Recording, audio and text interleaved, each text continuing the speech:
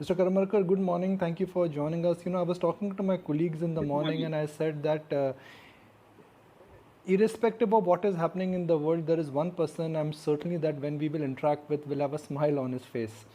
That's largely because of the person you are. So good to have you back and good to see you smiling.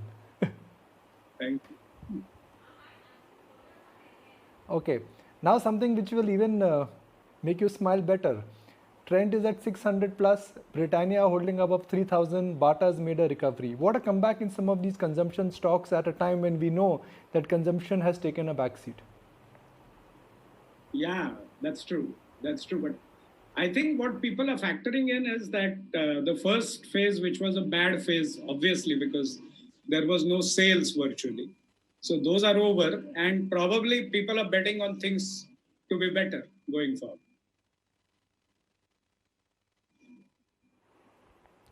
But markets are not always right, Mr. Karmarkar. Last 3 years, we've seen that markets have been working with a level of earnings recovery that earnings recovery has not translated. They always say that markets bet for future. In this case, markets in last couple of years have been betting for a better future, recovery, expansion in economic growth, earnings recovery, but that ain't happening. I totally agree with you. But if you look at the current situation is absolutely extraordinary. So I think this year is a restart year. It's a gone year for virtually all businesses, more so in the retail space. As far as FMCG is concerned, I think recovery has been much faster than most of the people expected. And they are likely to continue to grow. And as far as retail is concerned, I think first quarter will be a complete washout. So I wouldn't be surprised if all of them declare big losses. So I don't know whether investors are already factoring it in, or going forward, we may see a sharp correction in these stocks if investors have not factored that in. Because first quarter is going to be bad for all of them. Second quarter also, in your words, probably, which you said some time back, would be a revival phase. So first is all about survival. The second quarter will be about revival. And we may start seeing some kind of I wouldn't say growth, but coming back to normalcy from the third quarter onwards. That's my view.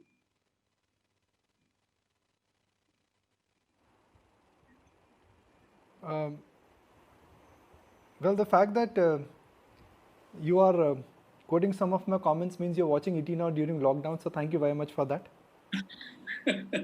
I always watch ET now, Nikunj. I think some of the interviews which you conduct are fantastic. Well, I'm sure people would like to say the same after they watch our interview or this interview. But how is a long-term investor like yours really approaching this market?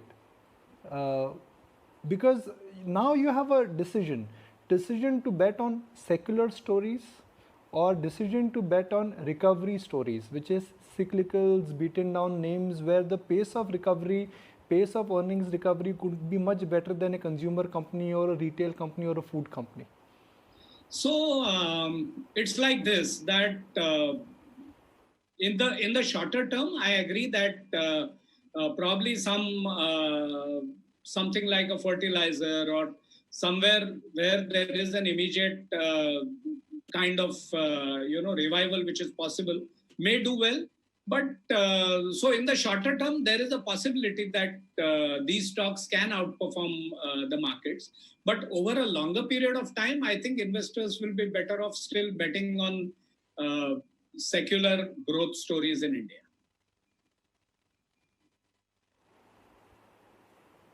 What has been your portfolio strategy? Are you revisiting some of your good old favorites like Bata, Trent, purely because the gap between the market performers in terms of valuations versus some of these outperformers, or which is very large? I mean, these were expensive stocks when market conditions were normal. Now that market conditions are depressed, expensive stocks like Trent or in Bata or Britannia have become even more expensive. That's correct, but when you think of really long term, then in all probability, not selling becomes a key differentiator. So yes, one could say that probably selling some of these stocks and getting into the quick return kind of stocks may give you a higher return. But I think an investor and not a trader, an investor will be better off by holding on to these stocks because the long-term secular growth opportunity in these stocks is still intact. Short-term movements like this don't impact these companies, especially if you have looked at companies with virtually zero debt and good brand presence, then I think you will be better off holding on to these companies as an investor. A theory which you bet on is that India is going to increase per capita consumption. Brands and branded players will get benefits of margins and benefit of the brands and the products they are creating.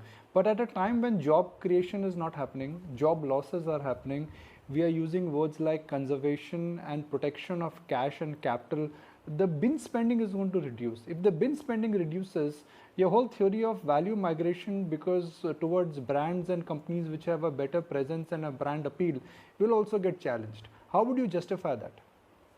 So it's like this, that if you believe that rather than increase in per capita income over a longer period of time, India is going to see a decrease in per capita income, then I think equities is not the place to be in.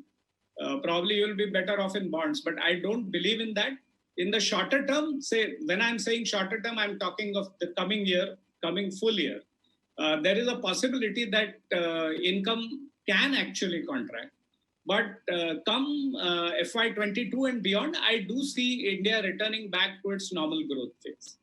And that's what I think large institutions like World Bank and IMF also believe. So I think I and my whatever intelligence, I think hopefully I'll be right and India will continue to grow its per capita income. What are you looking to buy in this fall? What have you bought in this fall? Give me a sense of which way your thought process has moved in last couple of weeks and days. So last time when we had talked about that day, I think we had seen a massive fall, and we had that time I remember saying that I will start looking at stocks after 2 consecutive upticks. So I have done that, and in certain cases I have added to my existing portfolio. I have also looked at pharma companies which I think going forward are likely to do pretty well, because I think globally there will be an increase in health spend across. And that is the reason why there is a probability that pharma companies will do well. Again, if you see, as I said, that everything moves in cycles. So in the 90s, we had many pharma companies going up 50 times, 100 times, and when they started exporting to the US. And then again, they came down. Then again, between around 2005 to 2010 to 15, they again had a good run. And after that, there was a big decline in most of the pharma companies. But if you see last couple of quarters, they have started doing well. And pharma as a space could be interesting for investors. Again, not for traders. Again, this quarter, in all likelihood, will not be so great for pharma companies, specifically because of logistic issues and doctors' prescriptions not being there. But going forward, I think that pharma companies are likely to do pretty well, and their good days should be back again. Again, it's a consumption story as far as India is concerned. So rising per capita income will increase the affordability of medicines. And that is why I think pharma could be an interesting space to look at.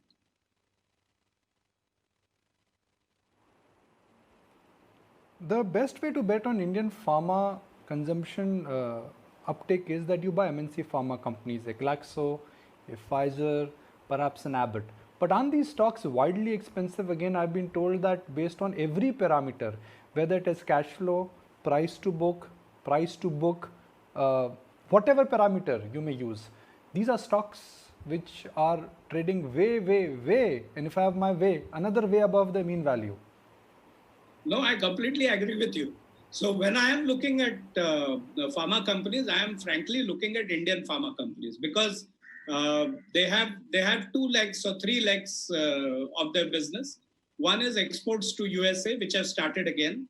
Second is of course the India leg, where it is based on increasing per capita income, and the third leg is rest of the world. So when I'm saying that globally there will be a increasing demand and increasing awareness for healthcare, these companies are likely to do pretty well. So I'm mainly looking at Indian pharma companies.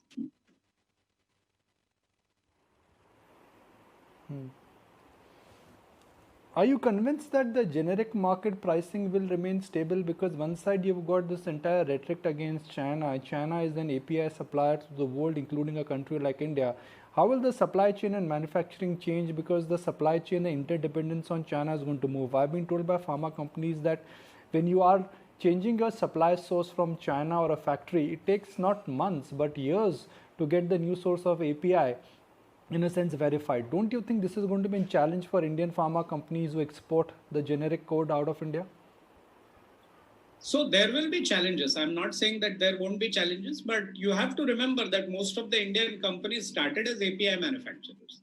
So in the early 90s, companies like Dr. Reddy's and others also started as an API manufacturer and supplier of APIs. So I think they can go, I mean, maybe not Dr. Reddy's, but someone else will take their place and focus on manufacturing APIs. So yes, there will be challenges in the short term, but over a longer term, this is one sector which one should start looking at. This may be something like retail, which was way back in 2002-3.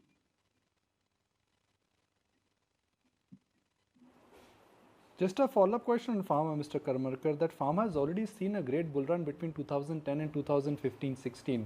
So when you say retail, retail was in a sense a new sector which the world discovered the importance of Amazon or importance of organized retail in a country like India. But pharma has already seen a bull run, and it was quite a lucrative bull run which created a Lupin or a Dr. Reddy or a Cipla or even a company like Aurobindo, and some of them became part of Nifty 50. Pharma was the fancy word couple of days ago. So what you were saying is that the fancy word will come back again? So it's like this, that between so if you look back, as I said, in the 90s, most of these companies delivered a return of 50 times, 100 times, and things like that. Then they went into a stagnation. Then there was again a growth phase where many of them went up 6 times, 8 times. And then they have come down significantly, almost by 50%. Many of them. In fact, if I'm not mistaken, the pharma Nifty has come down by about 40-50%. And now they are again showing growth.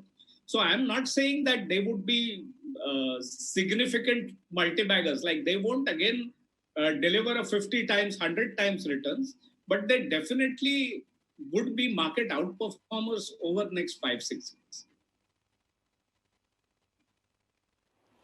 Anything which gives you sense of a multi-bagger, because that's what you always try to hunt as a long-term investor. Catch them young and see them grow. Buy a stock where perhaps either the earnings highway is going to be great, or that is going to be the need of the society in terms of in demand, what people will consume. In 2020, if you have to take a view of 2025 or beyond, what would be that big bet in terms of a high risk, high return multi-bagger potential? Where we will get it, time will say. But you have to always base your investment based on your assumption and prioritize them. That will still be retail. Retail being a multi-bagger, sir? Yeah. Amazon is at $1.5 trillion already, isn't it discovered and dead? Pardon? I'm saying that retail is already a very discovered theme, whether it is Amazon in America or DMart in India or Trent also now. So it's like this, that if you look at the long-term chart of Walmart, the kind of return it has given is mind-boggling. We are not even, we have not even reached 10% of that. So look at the opportunity which is there. So say a Trent or a Bata, the kind of sales which they have currently, they can easily go 20, 30, 40 times and still they will not be the size of someone like an H&M or someone like, take any one of them. A DMart, when you compare with Walmart, it's insignificant as of now. And with the size of population which one has, and if a 10, 15-year view if you take, and you consider that Indian per capita income will continue to grow, so then I think these stocks can still be multi-baggers from the current level. Any regrets that you did not get bullish on DMart after listing? Because, I mean, frankly, that's been a multi-bagger. Yes, I do have a regret. Probably I should have studied Walmart. I had studied Walmart when I looked at trend, but I should have revisited it. But nevertheless, there is always an opportunity. So whenever you have an opportunity, you look at it and take a call.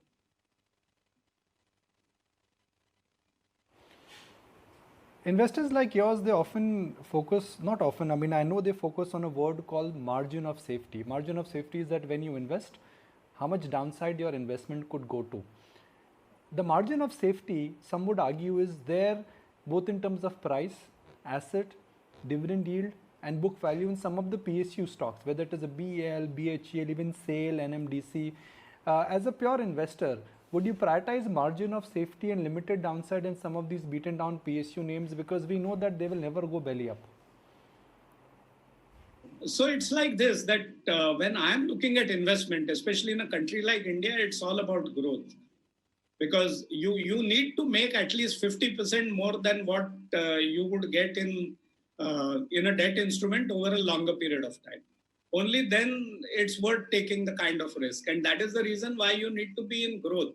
If a company is not growing at all, then you have to focus only on dividend yield. And if dividend yield is lower than a debt instrument, then there is no point in investing. And even otherwise, as Mr. Buffett has said, that why would I invest in a debt instrument? I would rather invest in equities, because there is some opportunity of growth at least.